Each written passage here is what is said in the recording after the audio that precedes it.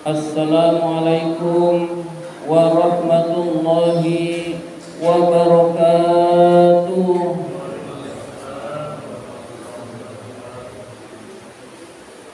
Alhamdulillahi rabbil alamin, wa bihi nasta'in ala umurid dunya waddin. Wassalatu wassalamu ala ashrafil anbiya'i wal mursalin, sayyidina wa maulana Muhammadin wa ala alihi wa sahbihi ajma'in. Rabbi shrah li sadri wa yassir li amri wahlul 'uqdatam min lisani yafqahu qawli, amma ba'du. Pertama dan yang paling utama, puji syukur marilah senantiasa kita panjatkan kehadirat Allah Subhanahu wa ta'ala yang selalu memberikan nikmat-nikmatnya kepada kita semua.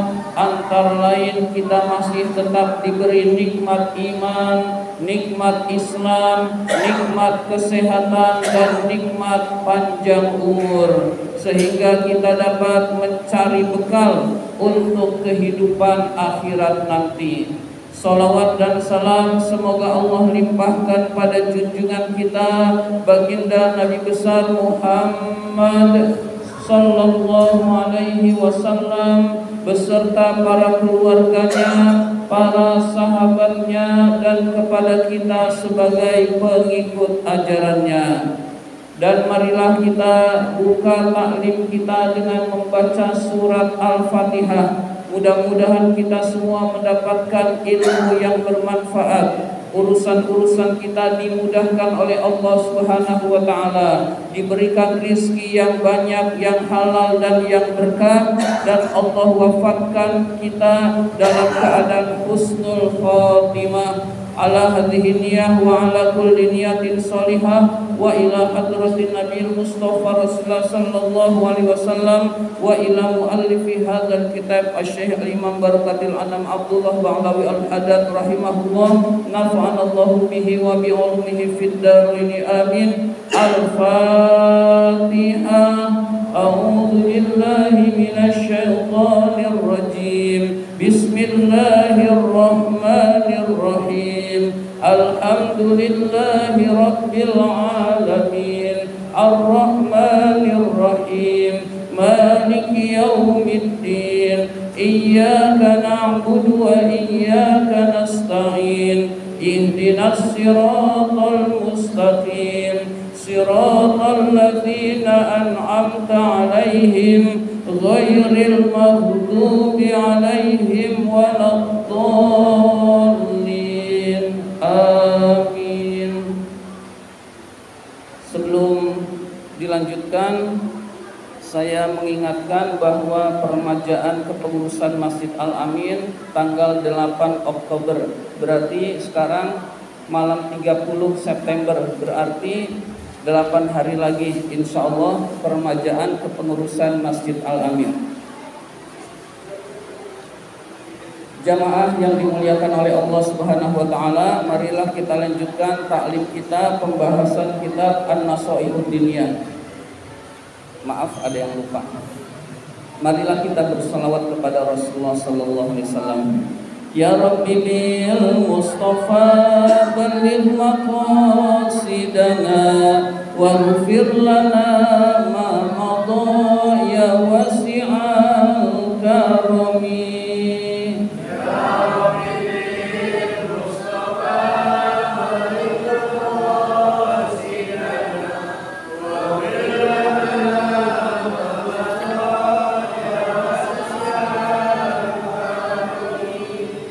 Muhammadun sayyidul qawnaini wal thaqalaini wal fariqaini min urbin wa min ajami.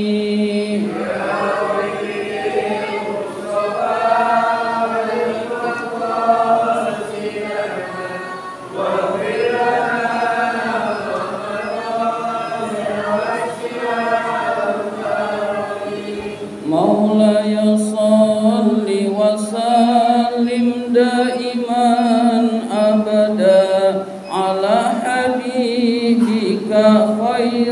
khalqi kullihim.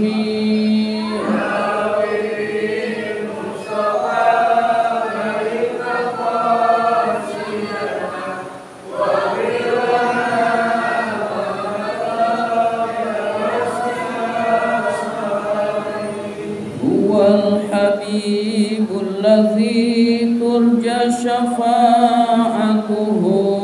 li kulli hawlim minal ahwali muqtahimi.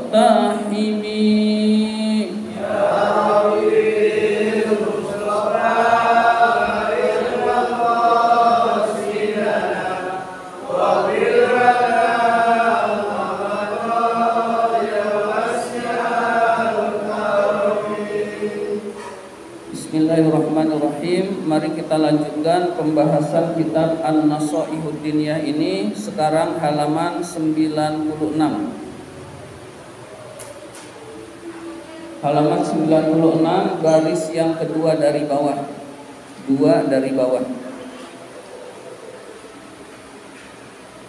Bismillahirrahmanirrahim. Wa'lam, ketahuilah, anna min ahammil muhimmati, yang termasuk urusan yang penting adalah mulazamatus sholawati, melanggengkan sholat 5 waktu, fil jamaati, dengan berjamaah.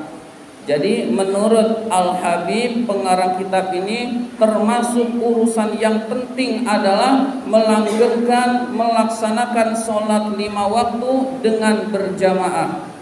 Kita hadirin sekalian sering menganggap yang kata Allah dan Rasulnya penting, kita anggap gak penting. Dan kebalikannya hadirin sekalian, kita sering menganggap yang kata Allah penting, kita anggap gak penting. Sholat berjamaah itu kata Allah penting, kita anggap biasa-biasa saja. Baca Quran, kata Allah penting, kita anggap nggak penting hadirin sekalian. Dan kebalikannya hadirin sekalian, yang kata Allah nggak penting, malah kita anggap penting hadirin sekalian. Maka kita nggak bahagia. Nyari dunia biar dapat duit banyak, kata Allah itu nggak penting.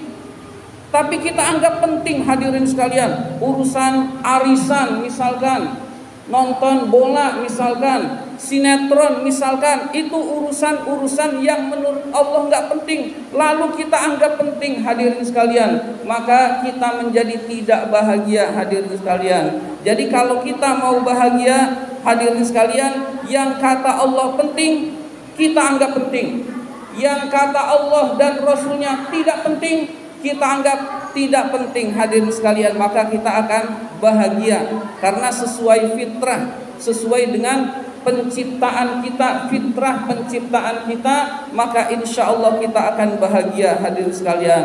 Dan diantara yang sangat penting adalah melaksanakan sholat 5 waktu dengan berjamaah hadirin sekalian. Dalilnya udah tahu semua, sholat 5 waktu itu, sholat berjamaah itu lebih utama daripada sholat sendirian dengan keunggulan 27 derajat. Nah 27 derajat itu udah tahu semua, tapi lagi tanggung sinetron, ntar aja, waktunya masih lama, kerjaan nih belum beresin dulu. Nah begitu hadirin sekalian, maka kita anggap penting yang kata Allah penting, insya Allah kita sukses, insya Allah kita bahagia di dunia dan akhirat hadirin sekalian.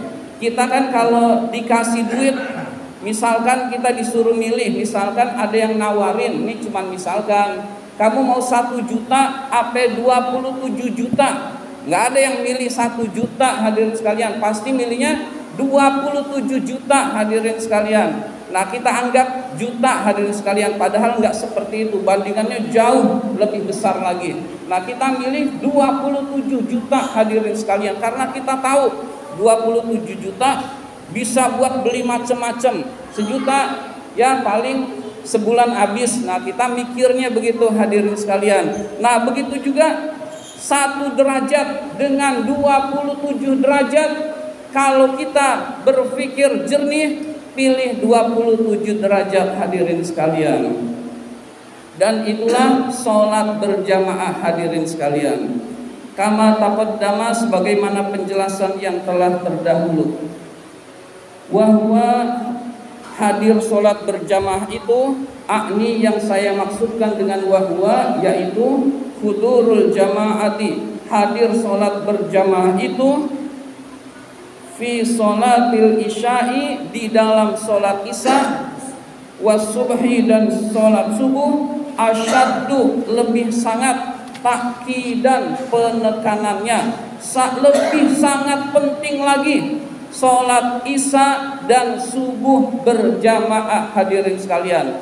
Jadi secara umum sholat 5 waktu berjamaah itu sangat penting, namun lebih penting lagi subuh dan isya berjamaah hadirin sekalian. Maka beruntunglah orang-orang yang sudah bisa melaksanakan subuhnya berjamaah, isyanya berjamaah hadirin sekalian. Jadi isya dan subuhnya berjamaah itu lebih ditekankan lagi, wa aksaru fadlan, dan lebih banyak keutamaannya. Jadi isya dan subuh berjamaah lebih banyak lagi keutamaannya hadirin sekalian.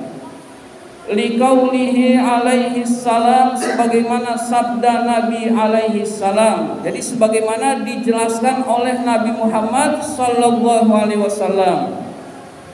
Sabda Rasul, man shallal isya'a, barang siapa yang melaksanakan sholat isya fi jama'atin, dengan berjamaah, faka annama, maka seakan-akan orang itu qoma nisfal laili, melaksanakan sholat separuh malam hadirin sekalian. Maka seakan-akan atau pahalanya di sisi Allah separuh malam. Jadi dia sudah qiyamul lail setengah malam hadirin sekalian. Ya, setengah malam itu dari jam 12 sampai jam 5 subuh hadirin sekalian. Dari jam 12 malam sampai jam 5 subuh itu kurang lebih separuh malam segitu. Jadi misalkan kita lupa sholat tahajud, maka pahala sholat isya berjamaah sudah mengimbangi sholat tahajud kita hadirin sekalian. Jadi sholat isya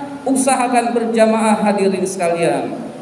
Wa man shallas subha, dan barang siapa yang melaksanakan sholat subuh fi jama'atin, dengan berjamaah, faka'annama, maka seakan-akan orang itu qoma al-laila kullahu, melaksanakan qiyamul lail seluruh malam hadirin sekalian. Ya, seluruh malam berarti dari maghrib sampai subuh isinya ibadah sholat hadirin sekalian. Berarti dia qiyamul lail semalam suntuk ibadahnya orang yang subuhnya berjamaah hadirin sekalian. Misalkan kita lupa tahajud, kita subuh berjamaah, maka pahala qiyamul lail, pahala tahajud kita dapatkan karena kita sholat subuh berjamaah hadirin sekalian. Ya, apalagi tahajud juga, sholat subuh berjamaah juga hadirin sekalian, pahalanya double hadirin sekalian. Jadi orang yang melaksanakan sholat subuhnya berjamaah,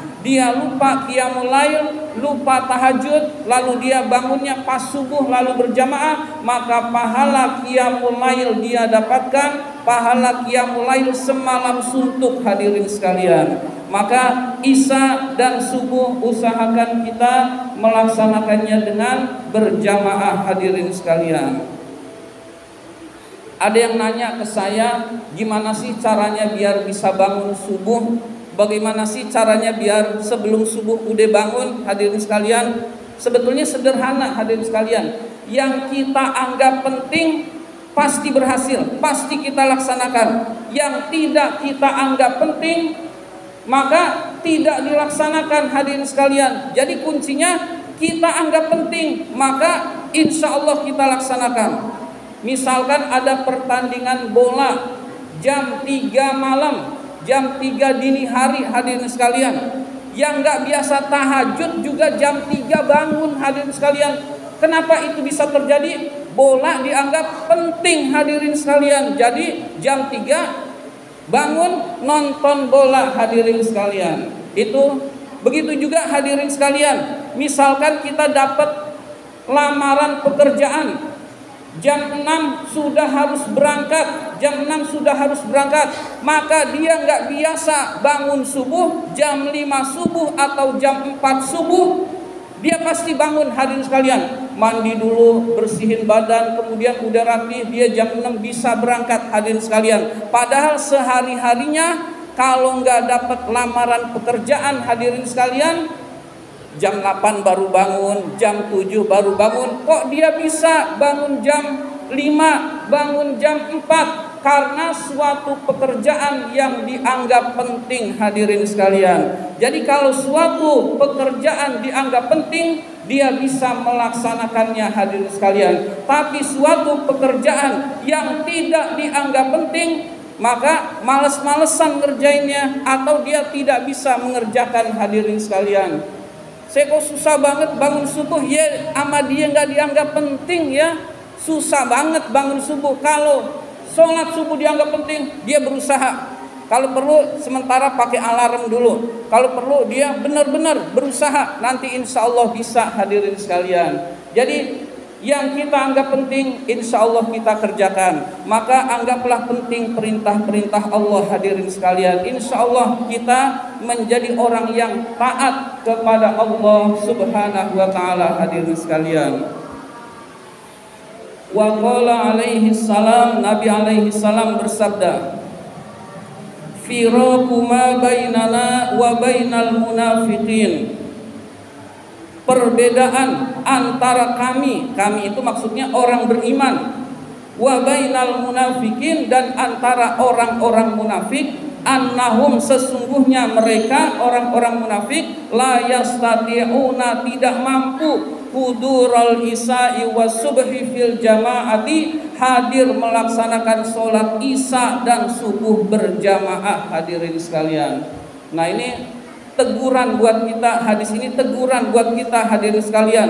Merupakan ciri munafik, hadirin sekalian, orang yang gak bisa sholat isya dan subuhnya berjamaah. Na'udzubillah min dzalik. Tapi ini bukan buat mengklaim orang, wah si fulan tuh munafik, kenapa sholat subuhnya di rumah. Nah gak boleh buat mengklaim orang, buat introspeksi diri, hadirin sekalian, buat diri kita sendiri. Perbedaan antara orang mukmin, orang yang beriman, dengan orang munafik adalah orang mukmin itu sholat subuh dan isya-nya berjamaah. Orang munafik itu nggak bisa berat sholat subuh dan isya berjamaah, hadirin sekalian. Nah ini buat introspeksi diri kita, hadirin sekalian. Jangan sampai kita dikategorikan oleh Allah sebagai orang-orang munafik. Na'udzubillah min dzalik. Berarti kita harus berusaha subuhnya berjamaah, isya-nya berjamaah, hadirin sekalian. Insya Allah yang kita anggap penting, insya Allah urusan-urusan kita jadi mudah lantaran kita menganggap penting menurut agama, hadirin sekalian. Al-hadis wa waroda, dan dijelaskan di dalam hadis, annaman sholla, bahwa orang yang sholat al-isya'a isya fi jama'atin, dengan berjamaah, karena fi zimmatillahi, orang tersebut berada di dalam tanggungan Allah, hatta yusbiha, sampai waktu subuh. Jadi orang yang sholat isya berjamaah, maka orang itu di dalam tanggungan Allah sampai waktu subuh, hadirin sekalian.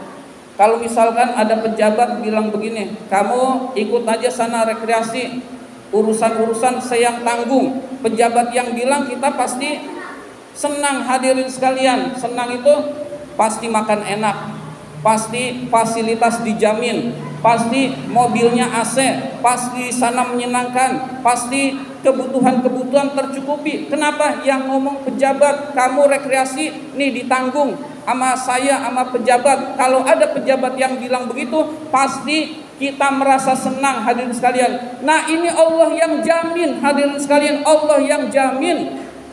Orang yang sholat isya berjamaah dijamin Dijaminnya nggak dijelaskan rizkinya, apanya. Berarti semuanya hadirin sekalian dicukupkan oleh Allah sampai subuh hadirin sekalian. Artinya jangan ketakutan gak makan, pasti makan hadirin sekalian. Jangan ketakutan sengsara, pasti bahagia hadirin sekalian. Karena Allah yang menjamin antara Isya dan subuh Allah bahagiakan hadirin sekalian. Allah jamin kecukupan rezekinya hadirin sekalian.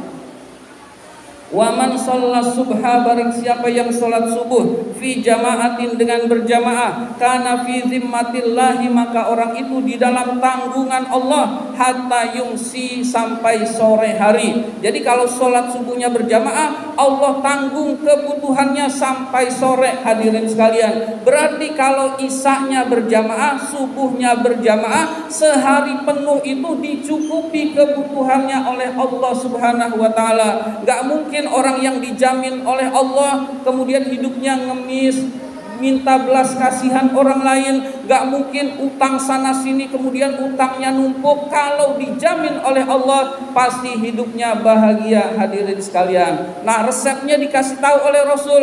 Isanya berjamaah, subuhnya berjamaah hadirin sekalian.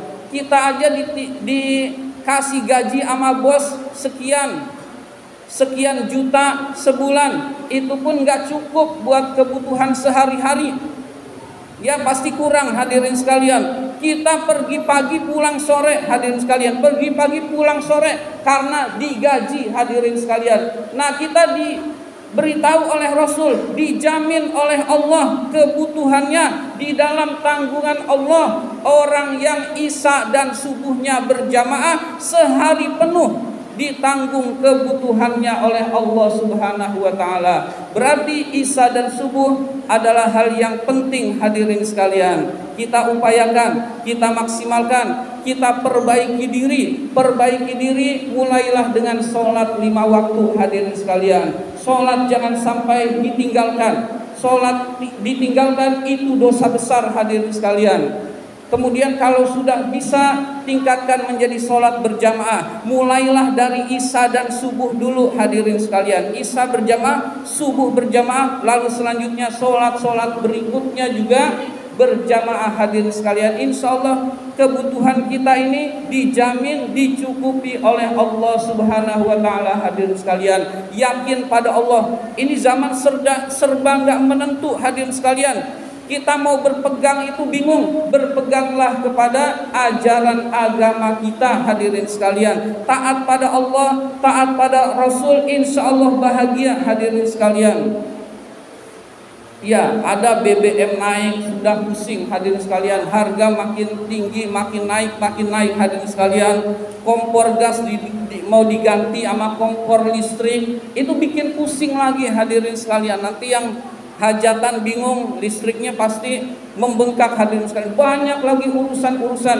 Belum lagi pemimpin kita yang tukang bohong hadirin sekalian, yang menyengsarakan rakyat, lebih ruwet lagi. Maka solusinya adalah dekat kepada Allah, dekat kepada ajaran-ajaran Rasulullah. Insya Allah urusan-urusan kita itu mudah kalau dimudahkan oleh Allah Subhanahu wa taala. Dan urusan-urusan kita itu sulit kalau Allah takdirkan sulit hadirin sekalian. Kita udah capek-capek berjuang mati-matian dan ingin dapat duit, Allah takdirkan dapatnya dikit hadirin sekalian. Tapi orang yang nyantai aja hadirin sekalian, Allah takdirkan duitnya banyak hadirin sekalian. Yang penting kita berusaha, lalu berdoa, lalu perintah Allah tunaikan hadirin sekalian. Terutama dalam konteks ini adalah isya dan subuh berjamaah hadirin sekalian, agar kita tidak dikategorikan sebagai orang munafik, naudzubillah min dzalik, dan agar urusan-urusan kita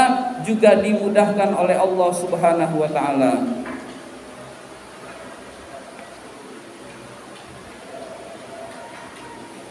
Qala alaihi salam, Nabi alaihi salam bersabda, fala yatlubannakumullahu bi syai'in min zimmatih.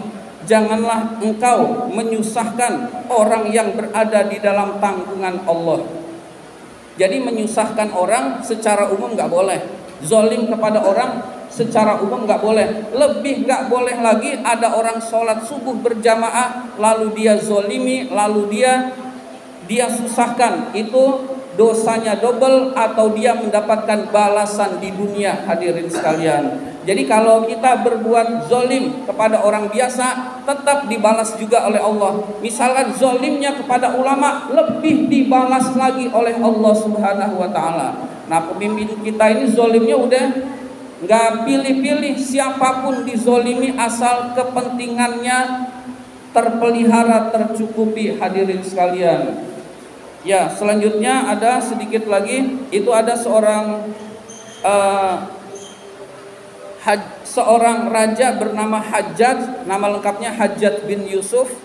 Saya terjemahnya saja. Hajjaj bin Yusuf itu kalau zolim nanya dulu, kamu sholat subuh berjamaah enggak tadi malam? Oh, sholat. Lalu enggak dizolimi. Jadi ada seorang raja yang kalau zolim dia milih-milih, yaitu kalau yang tidak sholat subuh berjamaah, hadirin sekalian. Meskipun ini nggak benar, hadirin sekalian, ini nggak benar. Tapi yang jelas ada raja bernama Hajjaj, itu dia sering menanyakan, apakah kamu sholat subuh berjamaah?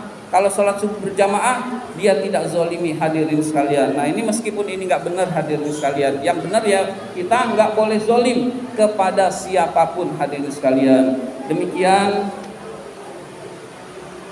pembahasan kita kali ini. Terima kasih atas perhatian. Mohon maaf apabila ada kata-kata yang kurang berkenan. Wabillahi taufiq wal hidayah. Wassalamualaikum warahmatullahi wabarakatuh.